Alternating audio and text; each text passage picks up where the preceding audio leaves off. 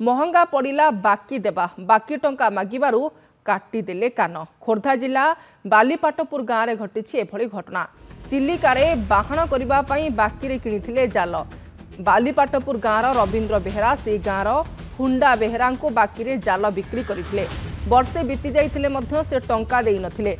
गतकाली बाकी पैसा मागिथिले रवींद्र। एथिरे हुंडा बेहेरा हठात उत्त्यक्त होई निजर साथी संपर्क मानक सहायतारे रवींद्र को निस्तुक माड़ मारिबा सह धारुआ अस्त्र तांको बाम कान को काटी देइथिले। स्थानीय लोके रवींद्र को गुरुतर अवस्था उद्धार कर टांगी मेडिकल भर्ती करथिले। अधिक चिकित्सा पई तांको भुवनेश्वर को स्थानांतर करा जायछि।